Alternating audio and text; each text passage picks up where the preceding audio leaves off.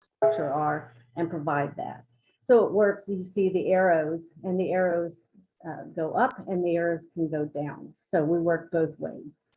And there's a little circle up at top right that is our problem solving process. And that's how we use data to always understand where the problems are, identify those problems using data, and implement evidence-based practices and evaluate the progress. So that's our model for how we do our coaching. And then for what the coaching looks like and how we conceptualize the ideas, the skills, and the knowledge that it's necessary in order to support implementation, we built this coaching framework. And it may not be exactly the same as other frameworks that you've seen for coaching, but you probably will see a lot of the same concepts, but this is how we've organized those concepts. So there are three large areas that we have worked this into. And one of those is knowledge dissemination. And that one you can see. And then there's another large bucket which we call facilitated leadership and support, which kind of has two areas that are associated with it. One is interpersonal communication, or how you interact and engage and collaborate with those on your team, in the school, in your community. And then there's the professional development, that aspect of leadership and support. And then the third big bucket is problem solving facilitation, because problem solving is key to understanding what's going on and being able to make improvements, and the continuous improvement model. So those are the basics, and I'm going to go a little bit into each one of those briefly. So the problem solving facilitation, now we use a 4-step problem solving model that has these terms associated with each of the 4 steps, and you may use a slightly different, yours may have 5 steps, or they may use slightly different terms for the steps, but most of the evidence-based problem solving models are relatively similar. So what's really critical here is that in order to be doing coaching and supporting implementation, you have to be able to do effective problem solving. You have to be able to understand it. You have to be able to lead it. You have to be able to do it with fidelity. And that's a really a strong order for some people. Sometimes we're very good at one part of the process, like we can identify problems, but then we want to jump right to doing something about the problem rather than understanding the why about the problem, so that our interventions are most likely to succeed. So the fidelity of the process is really important, the use of data in that process and knowing where to get data and how to interpret and use data. And then ongoing, using this as an ongoing process. It's not something we do once and then walk away from. It's an iterative process that we repeat regularly. And then the facilitated leadership and support. So this is the one that has kind of 2 aspects to it. The interpersonal. So it's, as we said, everyone has a voice and everyone has a role. And so if we're going to work in that collaborative fashion, we really need to make sure that everyone on our team is skilled at being able to do that. Working relationally and collaboratively isn't something that everybody is naturally skilled at. And so sometimes it's something that needs to be taught or shaped or guided. And really, when we think about the need to expand out to family and community, it becomes even more important. Sometimes that's an area that people are uncomfortable with or inexperienced with. So really important to remember the need for skill and ability in those areas. And then professional development. In the past, we might stop at step 1, staff training. That was our idea of professional development. But what we know is to have effective implementation, we really need to do some practice-based coaching, kind of the we do, I do, we do, you do, the guided support and feedback on implementation and being able to give whatever the individuals need to be able to be effective at whatever their role is in the implementation. And then technical assistance to all. So we often thought only of professional development targeted to maybe teaching staff or maybe support staff, but we need to think about what do we need to be teaching all people, students, family members, bus drivers, cafeteria workers, and so thinking broadly when we think about who are the people we're trying to target with our professional development.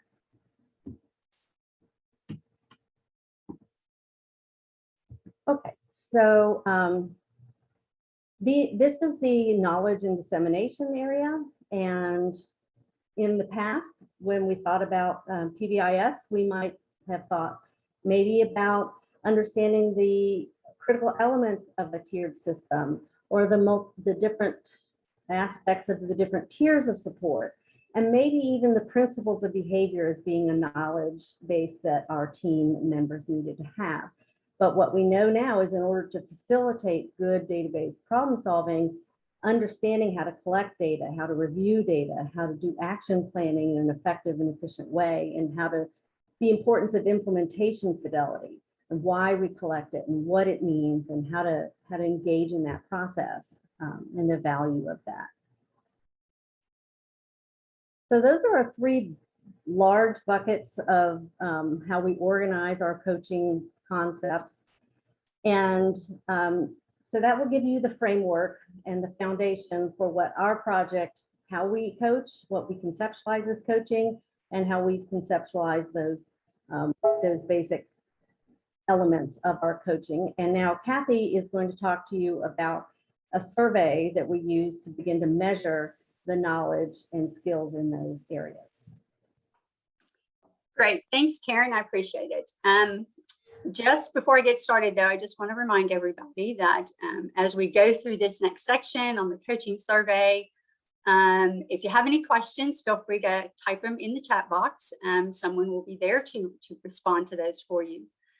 So Karen outlined our coaching framework here in Florida with those big three main domains, those big buckets. And so once we had developed that framework and we trained teams and districts on those essential coaching skills, we realized that we really didn't have a good way to measure, or we didn't have any way at all to measure a team's skill sets across those domains.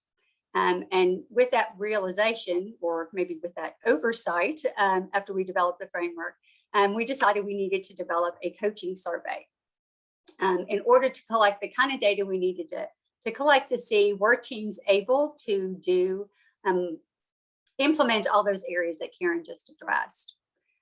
So our main purpose, basically, it was twofold for developing the survey to begin with. First, we really wanted to provide districts and schools with an easy way to gather data and an easy way to look at the data once they had it, to see if teams actually had the capacity that they needed to implement those coaching activities that are talked about in our framework. Specifically, our goal was to identify teams' coaching strengths, obviously, but also to be able to go back and define and clearly prioritize what were the needs across school teams in relation to those coaching skill sets. Where were there areas that we needed to look at doing more PD or training or mentoring with coaches? And so our ultimate goal with that would be to be able to use this data within our district leadership team meetings to do some strategic planning to build that coaching support across all school teams, both at the district level and at the school-based level. Our second purpose for developing the survey was then to be able to provide both school teams as well as district teams just additional data that they could use to go back and validate their hypotheses as they were doing problem solving about their tier 1 outcomes. I'm not going to go into a great detail about that. I'm going to talk more about how we developed the survey, but Brooke is going to specifically talk more about using the survey data to engage in problem solving and action planning at the district and the school level. So Karen, if you could move us forward. Thank you. So how did we actually go about developing the framework and the survey itself? So from the development of the framework, first of all, we looked at, we reviewed all the systems coaching literature that was out there. And this process from beginning to end was about a 5-year process. We started this in 2017. We're just now wrapping up everything this year in the fall. And our goal, of course, is to roll out this survey across the state of Florida in the spring of 2022, this next spring.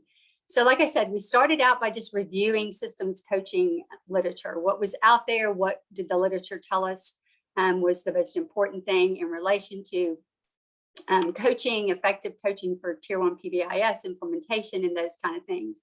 And if you've downloaded either the coaching survey, which is in the file pod, at the end of the survey, you can access those resources that we used to build this. So once we reviewed the resources, then we got a small group together to develop a coaching work group, so to speak. And we were tasked with just generating items that would align with our framework, obviously, as we developed it, but were also aligned with the best practices as they were outlined in the research. With that initial work group, we were able to generate basically 33 items, and we presented those draft items, that draft survey, to our project staff and asked for their feedback. And based on all their feedback, their comments, we obviously made revisions and modified those first items. And the items themselves obviously were completely aligned with our framework. So we had items that addressed problem-solving facilitation, the facilitated leadership and support, as well as MTS content and knowledge. So once we made those modifications, then we took that first iteration of our draft to our Pbis evaluation work group as well. And we wanted them to look through it all to ensure that the items that were in there actually reflected the purpose and goals of the survey. Why were we doing this to start with? And we also wanted to ensure that the results were going to support building coaching capacity through professional development, training, and mentoring, and those things. This particular first phase of the process took about 2.5 years to go through all this and put this together.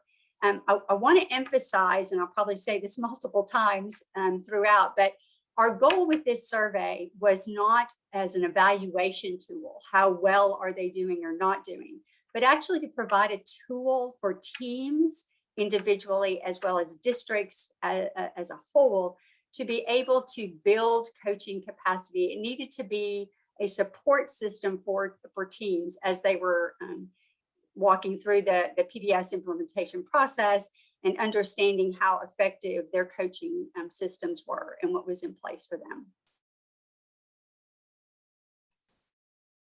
So Karen, I don't know if I need to advance or you do. Thanks. So after that first phase, and we got the survey down to 11 items, we did an external review of the survey, and that consisted of getting input from our potential future users. And in doing this, we obtained input from 3 districts in the state of Florida: a small medium district, a medium, and a large. And just kind of for perspective, within the state of Florida, a small medium district is about 7,000 students, and a large district is 40,000 or more students. So we had a wide range of districts that participated in this. This process actually required a face-to-face interview meeting with these 3 districts. We had a total of 59 participants that were part of the interview process. They represented 48 different schools across the state of Florida. We had participants that worked at the elementary, the middle, the high, as well as alternative centers, and we had district staff. We also wanted to make sure we had a wide range of roles that were reflected in the group. And so we had school administrators, deans, guidance counselors, school psychs, social workers, as well as gen ed and special ed teachers. And across the gen ed environment, we wanted to make sure we covered a variety of subject or content areas. And so we had math teachers, science teachers, PE teachers, reading specialists, and those kind of people. So we really had a very broad range of participants that gave us feedback about the survey. How the process itself actually worked is we met with each district, and it was about a 2 to 2.5 hour meeting. And we literally walked through the survey. After explaining kind of the background, why were we doing this? What was the purpose of the survey? We actually went item by item through the survey with the participants, reading each item and asking them to respond to 3 specific areas. One was the item worded clearly. Did it make sense to them? Did they understand what we were trying to get at? Was the item actually relevant to PBIS Tier 1 coaching? So was this essential in order to have effective coaching? And the third was, did our rubric, our scoring rubric, which we developed, did we clearly define the different skill levels? And if you've downloaded the survey from the pod, you will be able to look at that criteria right now, so you can kind of understand a little bit better what I'm talking about when I talk about the levels of coaching skill. So we literally presented the item to them, read it. They gave us their feedback in relation to whether the item was clear, relevant, or defined well, not at all, somewhat, and or completely, as well as just a lot of good verbal comments and feedback. We did take extensive notes, obviously, through this process, and then went back and compiled all that information in order to make the edits that we needed to do based on this external review. I should say that at this point, we did provide a stipend to the districts that participated, because we did occupy a lot of time from a lot of different people during this particular stage of the intervention or the development of the survey. Any items that we received, obviously, multiple comments or feedback on, we looked at very clearly in rewording them, revising them, or simply eliminating some of them, as you will see when we get down to the end of how the survey actually fell out. Karen, please move forward. And so then our third review, we took this new draft version, this third draft version, and we sought out expert reviewers in the field. So external reviews from people who were not associated with the Florida PBIS project and people that were outside of the state of Florida. And so we basically got 2 PBIS coaching experts from the field to agree to review the survey. For them, we presented the survey in an electronic format where they were able to score and provide feedback electronically on the format. Again, we provided a detailed letter, had many conversations with them, discussing the purpose of the survey, who the intended users were, and what our desired outcomes, how the survey was completed, and those kind of things. And then each of the reviewers, just as the district interviews went, scored the items on those 3 areas again. Was the item worded clearly? Was it relevant? And did we clearly define the levels of coaching? They ranked it on a scale of 1 to 3. With this particular review, however, we added another question, which you'll note there. Were the examples helpful? And why was this included? Because after doing the district interviews, one of our biggest takeaways was that people were asking for a lot more support in understanding the questions. So we went back and added examples and non-examples. We provided definitions. We provided various strategies and a lot of resources, which again, when we look at the survey itself, you'll see. And so we wanted to make sure that the examples that we provided were relevant, that they were helpful to understanding the question. So that was an additional piece that was added during this review. So once again, we took all that feedback and as a work group, compiled the information and revised the survey items as needed. And then the final edit we took to the project directors for the Pbis project in Florida and got their final approval on the survey that you now have in the file pod to be able to review. So based on all that feedback and the reviews and the revisions that we made, the final survey actually contains 28 items. It has been reduced down. It was reduced down to 33 because feedback was that some of the items were irrelevant, that some of them were repetitive. So we made those changes. The final scoring is on a 4-point scale from 3 to 0 or 0 to 3. Being optimistic, we start with the 3. All of those areas in our framework, those 3 coaching domains that Karen reviewed, all of those are addressed. There are items for each one of those, breaking down specifically the kind of practices, the things that need to occur in order for effective coaching to be happening within those domains. And then, like I said earlier, our goal is to roll it out this coming spring. Just kind of a final note, we wanted to make sure that we were aligning the survey also with the implementation science stages. So that's just an example at the bottom of how we did that. So for example, on the survey, a 0 on our survey is scored as not started. The team is still exploring or preparing, to understand the skill. It hasn't happened yet. And if you look at the implementation science stages, basically that correlates with just the exploration stage. And so that's just kind of outlining those stages for you there.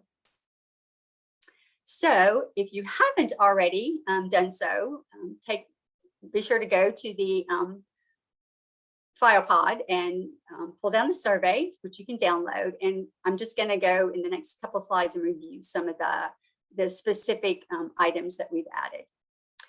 So this is just a screenshot of the problem-solving facilitation section.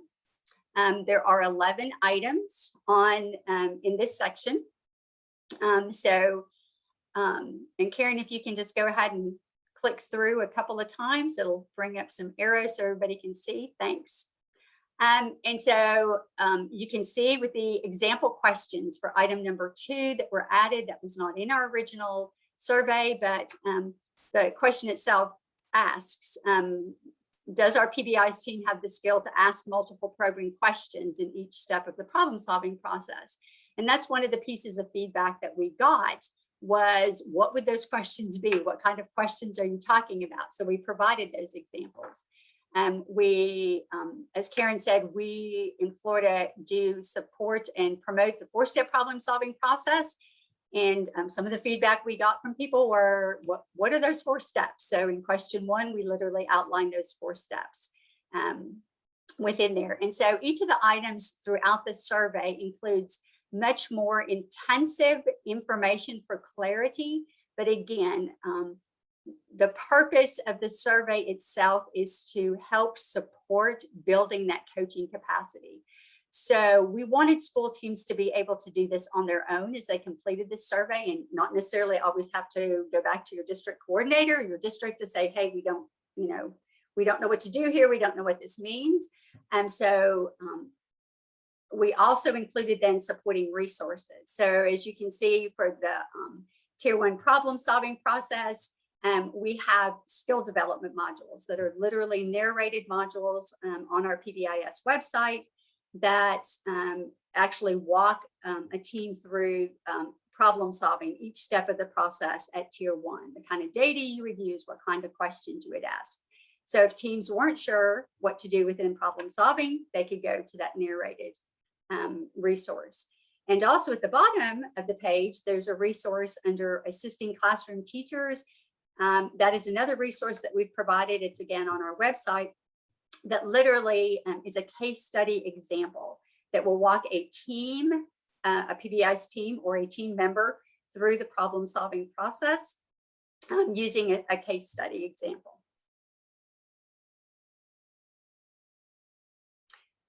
And this is just an example of our facilitated leadership and support, items 12 through 19 in the survey. Again, we have those examples and non-examples.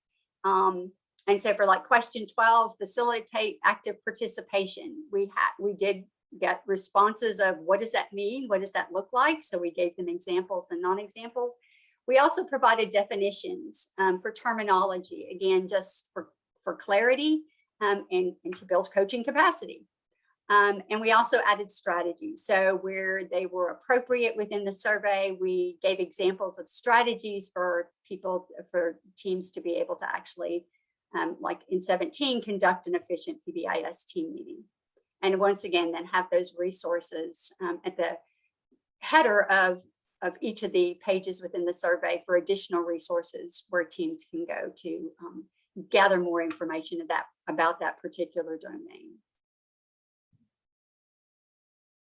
And our final slide in relation to the survey itself is supporting stakeholders, and they're items 20 through 28. Now, if you listened very closely to Kara talking about our framework, you'll realize that supporting stakeholders wasn't directly one of those major domains within our framework, and that is true.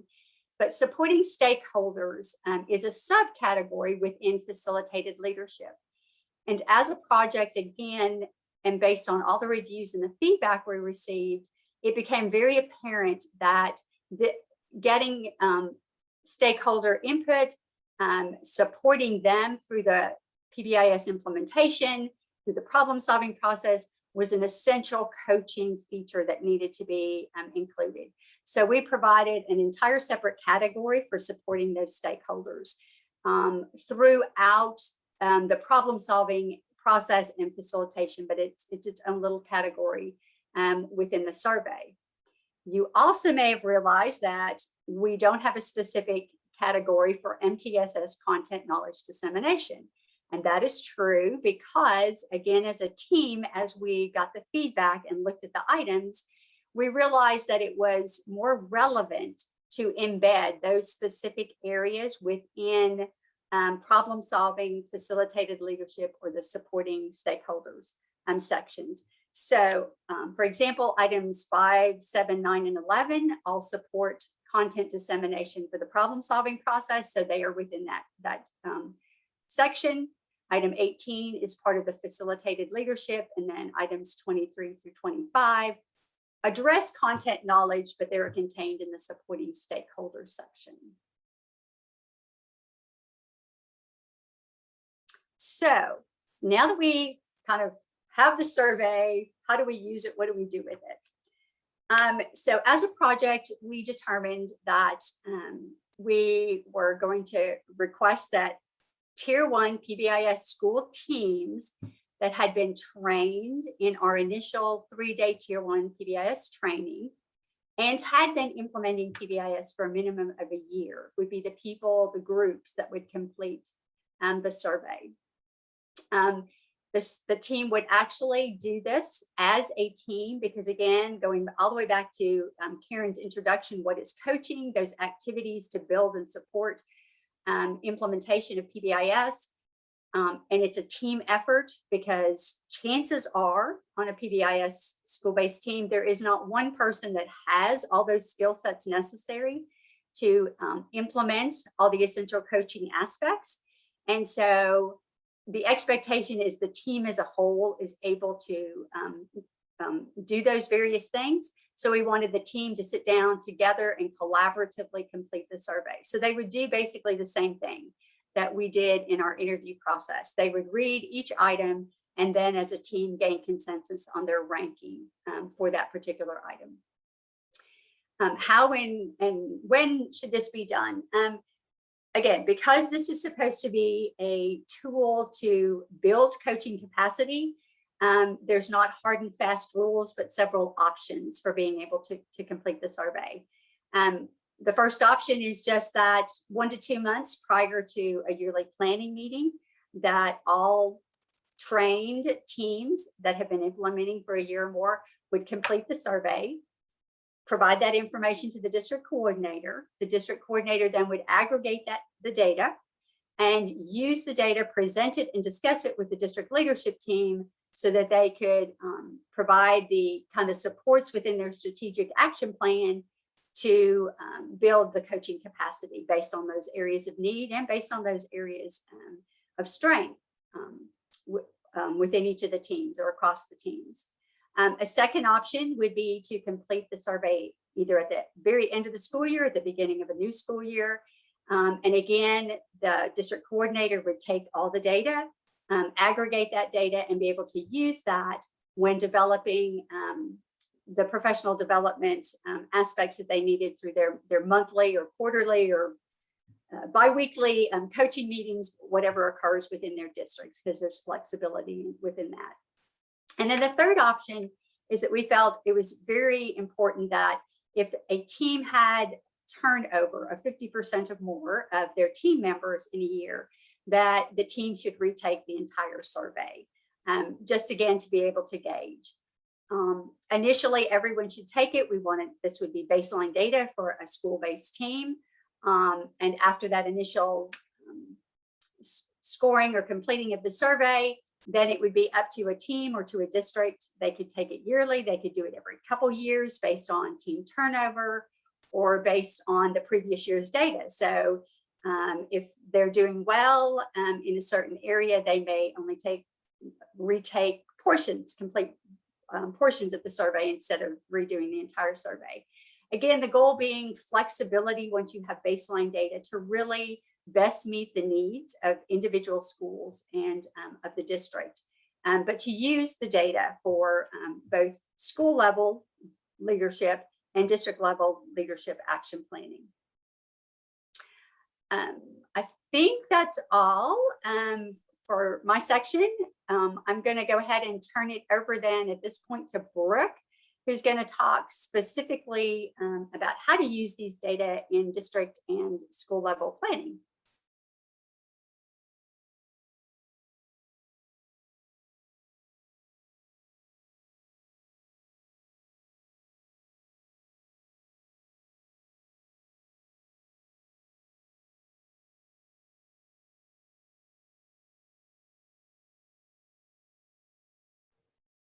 Brooke, are you there? I think maybe Brooke is frozen.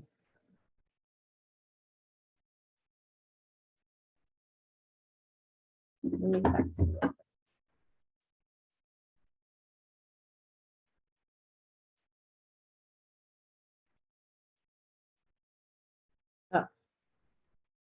Looks like we had a little technical glitch, so Brooke had to rejoin us, so we'll give her a minute. Yeah, she was just answering questions, right? So there were a couple of questions in the chat, and Brooke has been trying to answer those. One that I saw was, how would you define Pbis trained? In our state, we call Pbis trained if we trained, if one of members of our team trained them in tier 1, or if they were trained by another person from the TA center, the National TA Center. We had one district that, because of a lawsuit, all of their schools were trained by another person. And so we consider them trained. So it has to be trained by someone whose training and content we believe to be consistent with ours. Or if we have trained them and trained the trainer, there are districts who are able to conduct their own, use our training to train their own districts. So that's how we consider them trained. And there was a question about the coaching. So yeah, our coaching model is team-based coaching rather than an individual that is responsible for the coaching. Overall, we have learned that that is not a sustainable model for our schools, that generally an individual who shoulders all that responsibility, then they leave, then you're, kind of out. or you have to bring somebody on. Plus, one person doesn't generally have all of the knowledge and skill and ability that we're talking about. So when you can kind of bring that across a team of people, you tend to be stronger, and the ideas and the problem solving tends to be more effective. Oh, look, Brooke's back. Can you all hear me? Yes. Okay, I can't see the pathable now anymore, so I'm just letting my other co-host with me let you know that I cannot see the pathable at this time, but I can see the screen. So I will pick up where I was starting to talk before I got kicked off, and I do apologize for that. And Karen probably already started to discuss what are those next steps with using that Florida, that coaching skills survey. And really what we want to do is we want to utilize the data that's obtained from that survey in order to action plan. We want to think in terms of how are we removing barriers to our PBIS implementation. So at the school level, as a team, looking at what's the capacity of our team. I know there was questions before I got the boot on, is everybody in the school level considered the coach? And so the idea is that not all of the coaching skills are lying within one person, but rather spread out amongst the PBIS team. So you're really evaluating the skill sets of the team and how those skills then are able to help support the ongoing implementation of PBIS practices. And then to help prioritize the needs at the school level.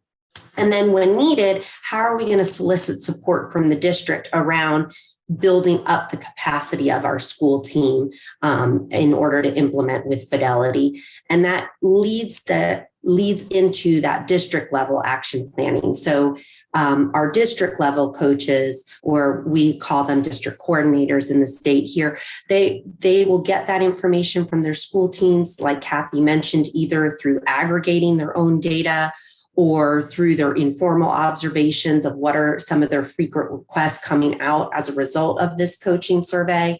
But that they can then utilize that to help drive the district strategic planning around PBIS and help to prioritize what it is that they might focus on to support the coaching needs across the district.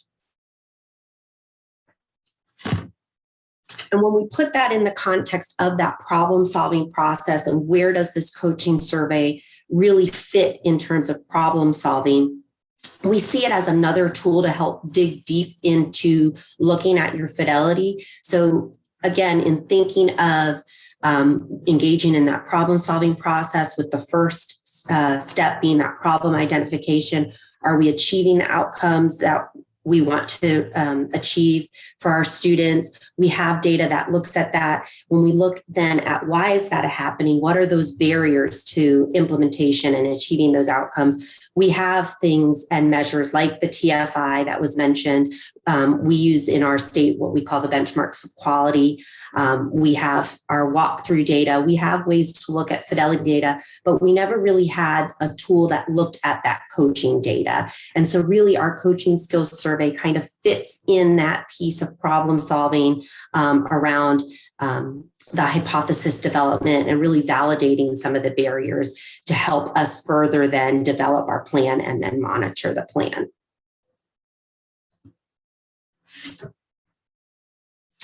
So we're going to walk you through, if you haven't already located the coaching survey, in the file section, there is a PDF form that gives you a sample of all of the questions and gives you like a paper copy of what it looks like. And then there's also the Excel file. And this is kind of a screenshot of what it looks like in the Excel. And that's how teams can first start to look through each of the items and go through the scoring criteria, like Kathy had mentioned. For certain questions, there's examples and non-examples. There's definitions. There's summarizing things. There's just lots of different things in there. And as you look and read across those samples, and you even start to look at that scoring criteria, as a team, you might already be starting to hypothesize or think of certain action steps you can take just by looking at how your team is currently responding to those. But that's not quite where we're at yet to action planning, because we're going to look at this as an aggregate of all of our data together. this screen here just kind of gives you a breakdown. This one's a blank screenshot, but if it were filled in, you could see where questions weren't answered, so you could go back and make sure you didn't skip any as a team. But ultimately, once everything's completed, you're going to get these pie charts that break down all of the different areas of our coaching model. So it breaks down the responses in areas where the coaching team has the skill sets they're optimizing or operationalizing in areas of for problem solving facilitation. Across that, facilitated leadership and support is broken down into those two areas of the communication and collaboration, and then that engagement piece. And then again, the knowledge piece that's embedded throughout, we're able to extract those items and give you a snapshot of what that looks like. And so this page here prompts the team to start looking at what are some of our strengths within each of these areas. Where are we optimizing currently? And then what are areas that we need enhancement, or we haven't started yet, or we're just emerging in those skills, to help us start to identify what are our next steps in terms of that action planning. So as we start to think about those next steps, and we want to put this in that context of problem solving at the school-based team. So again, this first slide here, we're going to walk through utilizing that data to look at what coaching looks like for our team. How are we going to optimize our coaching, and how are we going to support and address those gaps for areas that we're just starting to engage in those activities, or we're just emerging in some of those coaching skills. And we want to address those gaps through our strategic planning, our action planning at the school level. And so a lot of this area here is going to focus on what are things that they can do to address those gaps within their team. So this might be that they're able to pull some of those resources, perhaps even through what is highlighted or linked in the coaching survey. If you notice throughout the coaching survey, you have some hyperlinks. So they might be able to connect what they're already doing to resources that are already embedded within the coaching survey. Or like I mentioned, as they're reading through those questions and they see the examples given, or the questions of the problem solving or the data sources that they can pull, they might readily be able to turn that into an action step just based off of the tool. And ideally, you want to link that to some of the desired student outcomes. So perhaps if this is a team that they have some goals around improving equity data or looking at ISS data, things like that, they can link and connect back to some of the areas that were not started or just emerging on their coaching skill survey. So essentially what you see here is for each area, I've selected like one item where a school-based team, based on their hypothesis and based on an area not emerging, that they can link it to their action steps. So in the area of problem solving facilitation, if you look at question 4, not started or just emerging, it talks about utilizing their Big 5 data reports. And then it gives examples of using additional data sources, looking at student subgroups or things like that. So they're identifying an action step of using those additional data sources to help drill down and engage in problem ID and problem analysis with additional data sources. Similarly, Karen, if you go ahead and click, it changes our graph there. Similarly, with regard to the facilitated leadership and support, looking at that communication and collaborative teaming, as well as the supporting stakeholders, this school-based team, they looked at the items 17 and 20, and they came up with an actionable step, again, somewhat based on the way the question is worded within the survey and the resources available of utilizing team meeting agendas and checklists to ensure efficient meetings. They want to ensure they're engaging with their stakeholders through preferred communication styles. Those were real easy, quick fixes that linked back to areas of desired outcomes that they were wanting to improve when it came to things, for example, like an issue related to equity. And then lastly, the area around content knowledge, looking at item number 18, making sure that they have those relevant content knowledge experts engaged in their PBIS teaming process. And so here they came up with an action item around inviting a school psychologist or school counselor, somebody who's an expert in that behavioral intervention or SEL curriculums to help be there to help better plan for lessons and what have you.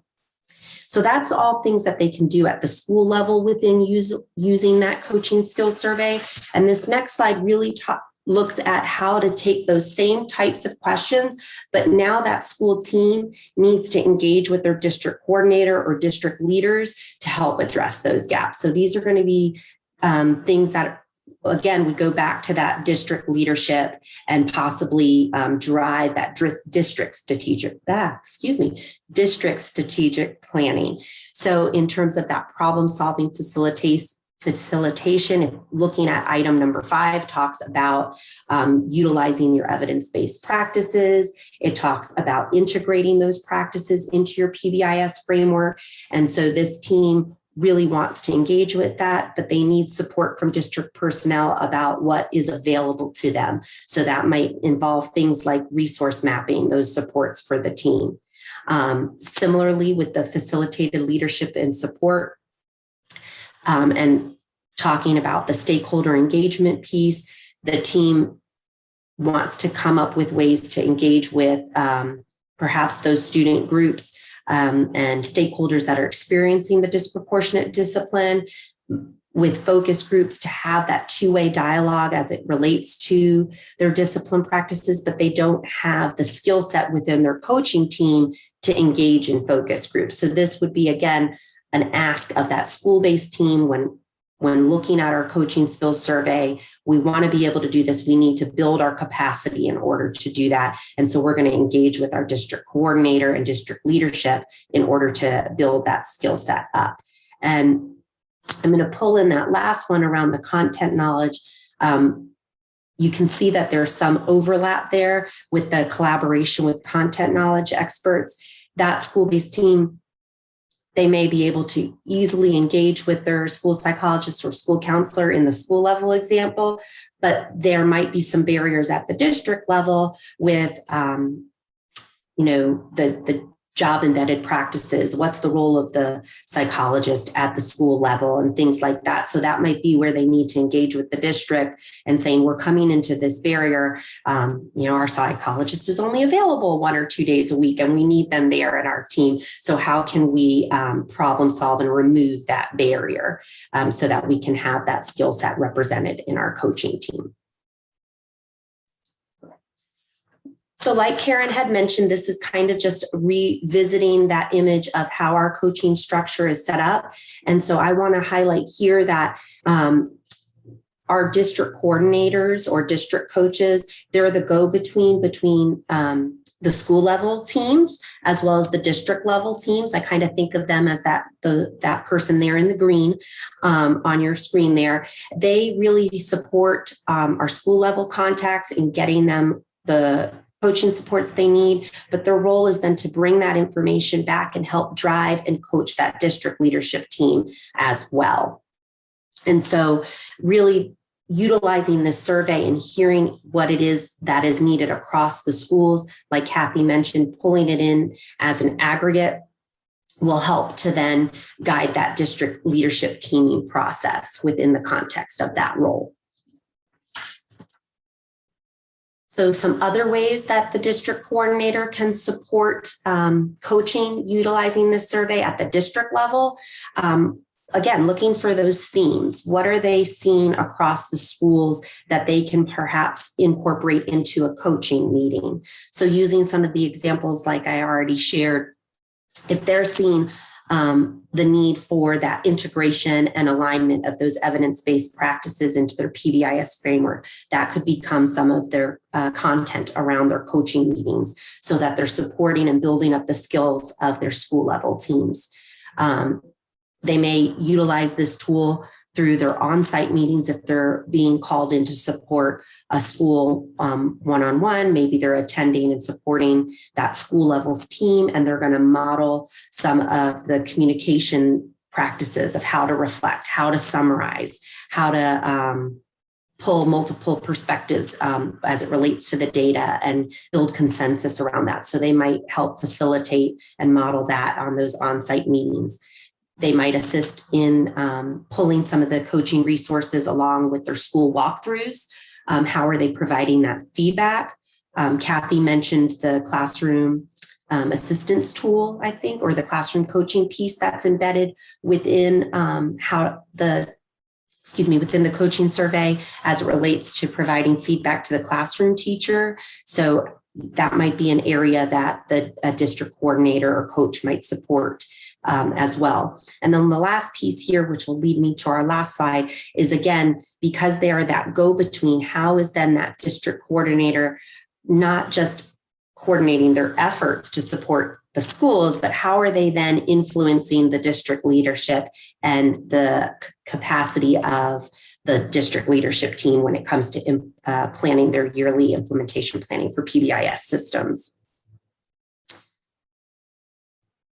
So that goes into, I think this was mentioned a little bit in some of the questions.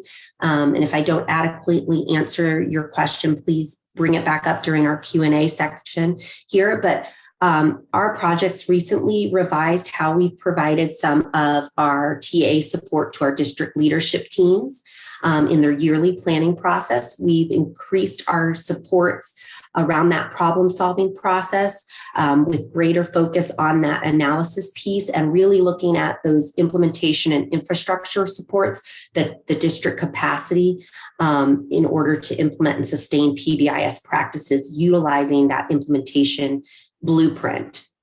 So in thinking of how to utilize this tool to help influence that district leadership teaming process, we really thought of it as a tool that the district coordinator, through that looking at the implementation supports and the infrastructure, that they can look at what are some of the barriers that they're seeing the schools have within their coaching teams and how those different executive functions that you see here on the screen may impact some of those barriers that are being identified. The obvious being that those implementation functions around coaching, but we know that without having proper policies that talk about that integration and alignment, that we don't have that leadership support and leadership engaging with our practices, it makes those implementation functions that much more difficult. So Karen, if you can click for the last animation. So in thinking of those buckets of those domains around our district coaching or our school level coaching survey, if we think about some of those areas that are impacted by the stakeholder engagement policy, all those areas within the problem solving facilitation, if those are some common themes that that district coordinator is seeing across those skills being needed, they can engage with their district leadership team to reflect on what does our stakeholder engagement look like? What is our policy around problem solving? Do we have procedures for teams to engage in that 4-step problem solving piece? Similarly, with regard to that facilitated leadership and that communication and collaboration, how do some of those implementation drivers such as workforce capacity, what are job roles, who's going to be responsible for what does the leadership team look like in terms of engaging and supporting the PBIS implementation at the school level, and what have you. And then similarly, again, that content knowledge piece and how it feeds into each of those buckets.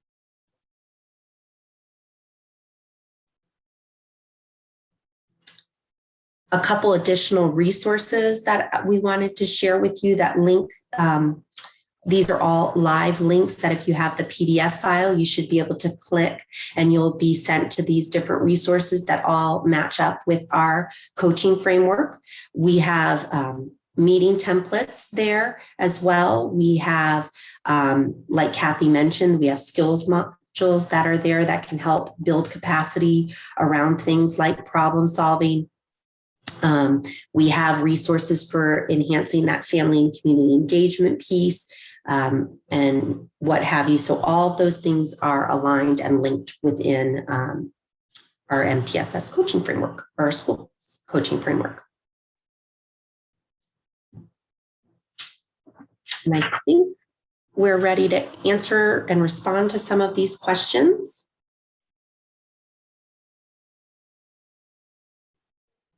So if you could go into the poll section of the Passable to answer these polls, the first one, and you can go ahead and go through the questions. You don't have to wait for me to mention them, but there are 3 questions. The first one is, do you think the survey might be useful in your work? So you can vote on that one. And then if your school district views a coaching survey, when might be the best time to implement such a survey? We had a variety of times in which that might be used that we discussed. And then how might a tier 1 school team coaching survey be useful for your school or district?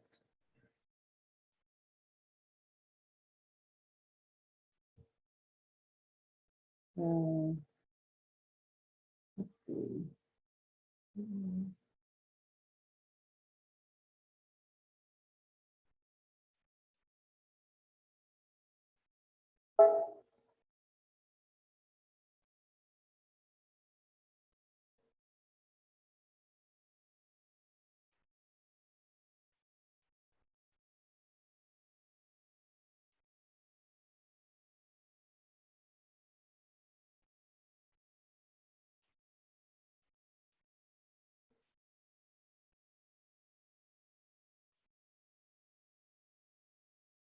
Okay, so I'm getting some votes. It looks like possibly it would be useful, and for about 47%, it would definitely be useful. When it would be useful would, let's see what people are saying. It's kind of across the board, which is kind of what we would expect because there's a variety of times. So at the beginning of each year is the highest, and when a school scores below fidelity on at tier 1, and when the team has more than 50% turnover. So those are the most popular. And then at other times would be like when a new coach or administrator joins a team after the first quarter of the school year rather than the very beginning. That's a nice idea. Give them a little time to get going, get to know who has what skills are.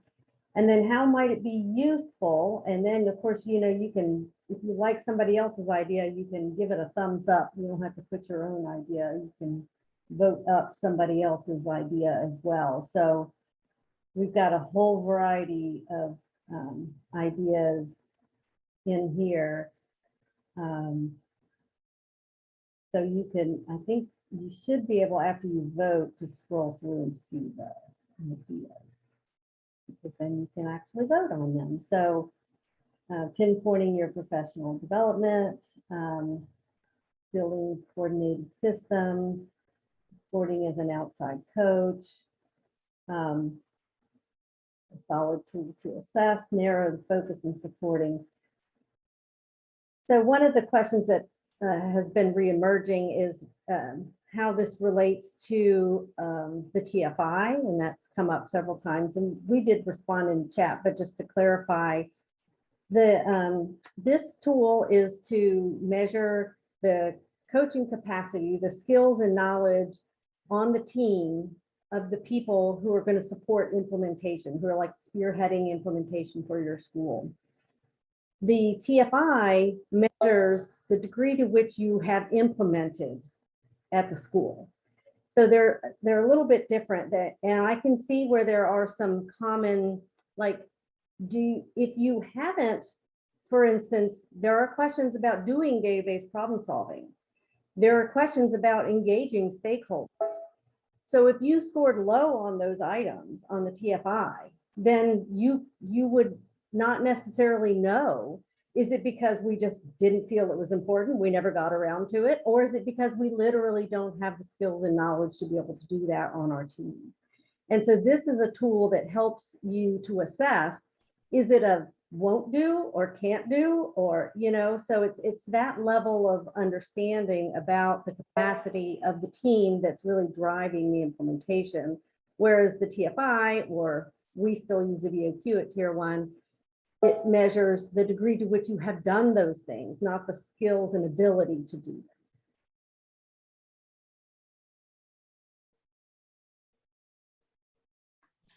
And I think, Karen, just to add to that, when we start thinking about that from that problem solving perspective, and you have identified, the student outcomes, and then you're trying to look at your fidelity data, and perhaps your fidelity data is looking pretty good, and your self-report on that TFI, or in our case, the benchmarks of quality, is looking pretty good, but we're still not getting those outcomes that we're wanting to see. Why?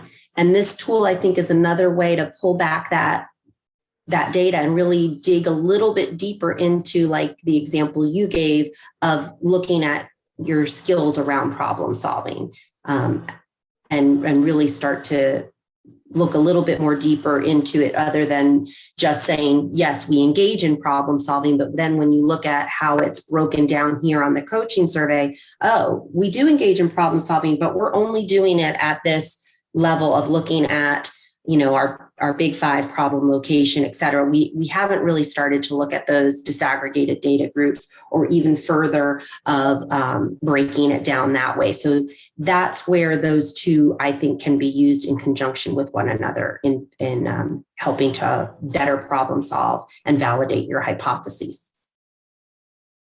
I'm also seeing that the PowerPoint PDF links are not working. They're working in the survey PDF, but not the PowerPoint PDF. So I can't do this while we're in the meeting, but as soon as the meeting ends, I can upload a new version that has links that work. And you can come back in here anytime and get files. So if you just come back like tomorrow, I'll do that later today. And then tomorrow, when you're in other sessions, you can just come back into this session and grab the file. Keep trying, you're getting booted looking at the resources. Well, if you, it should not give you trouble, but if you are having difficulty and you want to put your email in the chat, I can email you the resources. Make it easy. Any other questions? I think we have about 2 minutes left. I think I saw one question about somebody being a district level support. Is there a way to aggregate the data? We have a temporary file that we use to be able to aggregate for our pilot districts that we have going through it now. And there will be a file that will be all pretty like the school level one. It's just not finished yet. And when we finish it, we'll post it up. It's a little more complex. So right now I've got it functioning, but it doesn't look as user-friendly as the other yet.